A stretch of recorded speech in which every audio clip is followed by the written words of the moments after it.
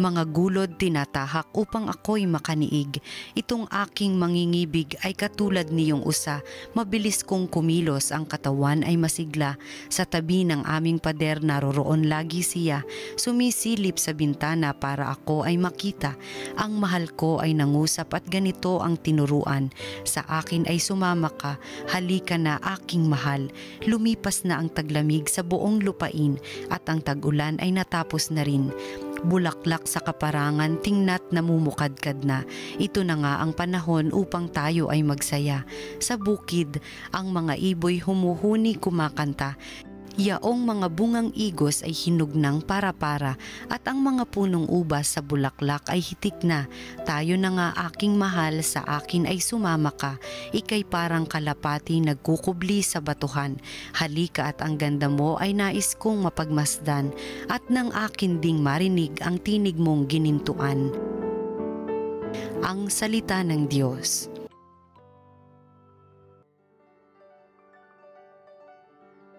Panginooy papurihan ng tapat niyang sambayanan. Ang Panginoong Diyos ay pasalamatan, tugtugin ang alpat awit ay saliwan, isang bagong awit, awiting malakas, kasaliw ang tugtog ng alpang marilag. Panginooy papurihan ng tapat niyang sambayanan. Ngunit ang mga panukala ng Diyos ay mamamalagit walang pagkatapos. Mapalad ang bansang Panginooy Diyos, mapalad ang bayang kanyang ibinukod. Panginooy papurihan ng tapat niyang sambayanan. Ang ating pag-asa'y nasa Panginoon, siya ang sanggalang natin at katulong. Dahilan sa Kanya kami natutuwa, sa Kanyang ngalan ay nagtitiwala. Panginooy papurihan ng tapat niyang sambayanan. Ang mabuting balita ng Panginoon ayon kay San Lucas. Si Maria ay nagmamadaling pumunta sa isang bayan sa kaburulan ng Judea. Pagdating sa bahay ni Zacarias, binati niya si Elizabeth. Nang marinig ni Elizabeth ang bati ni Maria, naggagalaw ang sanggol sa kanyang tiyan. Napuspos ng Espiritu Santo si Elizabeth at buong galak niyang sinabi, "Bukod kang pinagpala sa babaing lahat at pinagpala naman ang iyong dinadalang anak. Sino ako upang dalawin ang ina ng aking Panginoon? Sapagkat pagkarinig ko ng iyong bati ay naggagalaw sa tuwa ang sanggol sa aking tiyan. Mapalad ka sapagkat nanalig kang matutupad ang ipinasabi sa iyo ng Panginoon." Ang mabuting balita ng Panginoon. Pinupuri ka namin, Panginoong Hesukristo. Magandang araw mga kaparokya. Tara, magnilay po tayo sa salita ng Diyos, salita ng buhay sa araw na ito. Kasama po ko, Father Kevin Crisostomo ng San Antonio de Padua Parish sa Parañaque City. Sa ating gospel reading ngayon, may narinig tayong dalawang pangalan. Bukod syempre sa pangalan ni Hesukristo. Ano ang mga pangalan ito?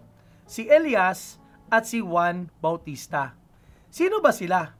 Una, kilalanin natin si Elias. Sa Old Testament, siya yung tinaguriang greatest prophet ng bayan ng Israel. Sapagkat sa pamamagitan ng kanyang pagiging propeta, sa pamamagitan ng kanyang mensahe, ay maraming tao ang nagbagong buhay at nagbalik loob sa Diyos. Siya sabi nga na si Elias daw po ay hindi namatay. Sumakay po siya sa tinatawag na chariot of fire at inakyat sa langit. Sapagkat sa kanyang pamumuhay bilang propeta, nabiyayaan pa siya ng reward na buhay sa langit na hindi na kailangan dumaan sa kamatayan. Sino naman si Juan Bautista? Siya ang isa sa mga characters ng Advent season na ating pinagdiriwang ngayon. At si Juan Bautista ang sinasabing the last prophet before the Messiah. Ang huling propeta na nagpangaral ng paghahanda ng daan para sa pagdating ng Panginoon. At syempre alam naman natin na yung Panginoong kanyang tinuturo ay walang iba kundi ang kanyang kamag-anak mismo, pinsan pa nga niya, si Hesukristo. Dito makikita natin sa ating ebanghelyo ang tanong tungkol sa isang propeta. Ano ba ang propeta? At tama-tama po sapagkat ang panahon ng Adbyento ay panahon upang gisingin tayo sa ating tawag at misyon na maging propeta. Ano po bang ginagawa ng propeta? 3 bagay po, 3 P, madaling tandaan. Unang P is proclaim. Ginagawa ng propeta, ipahayag ang mabuting balita, ipahayag ang mensahe ng Diyos. Ang propeta ay sinasabing mouthpiece of the Lord. Kung ano mensahe ng Diyos, yun ang kanyang sinasabi. Mensahe ni Lord hindi mensahe ng sarili. Magandang paalala sa atin to. Kasi minsan po, ang gusto natin pahayag, mensahe ng sarili. Pero bilang mga propeta, bilang propeta sa bisa ng binyag, palagi dapat mensahe ng Diyos ang ating pahayag. Minsan yung good news, hindi naman palaging happy news. Minsan ang good news, nakakasakit din. Upang palalahanan tayo, ang propeta palaging magsasabi ng totoo. Ang propeta palaging magpapahayag ng katotohanan galing sa Diyos. Proclaim. Pangalawang letter P is prepare. Palagi natin narinig ngayong panahon ng Adbyento, prepare the way of the Lord. At muli paalala, hindi pa po tayo nasa Pasko. Tayo naghahanda pa rin ang ating daan sa pagdating ng Panginoon sa ating mga puso. At muli paanyaya, ihanda ang puso, i-prepare ang puso sa pagdating ng Panginoon. Paano? Sa pamamagitan ng sakramento ng kumpisal. Baka di ka pa nakakapagkumpisal na matagal na ayan, ini-invite ka ni Lord magkumpisal bago magpasko para malinis ang puso. Pangatlo at panghuling letter P, higit sa lahat is point. Ang trabaho ng propeta ay ituro palagi ang Panginoon. Hindi sarili ang tinuturo, kundi tinuturo palagi si Lord. Yan ang ginawa ni Juan Bautista. Di ba sinabi, I must decrease, He must increase. Siya ay tagapagturo lamang, hindi siya ang punto.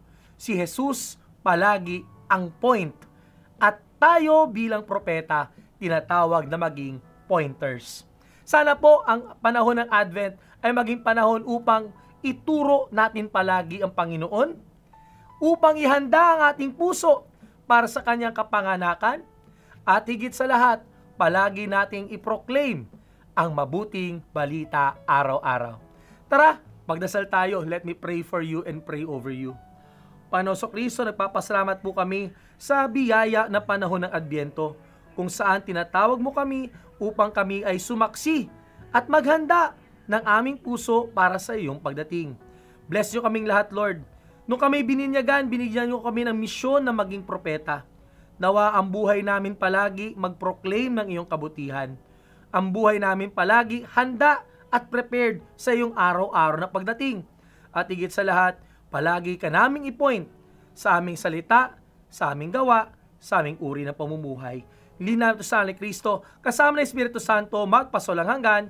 Amen. Maraming salamat po sa ating pakikisa sa salita ng Diyos, salita ng buhay. At muli, paanyaya sa inyong lahat.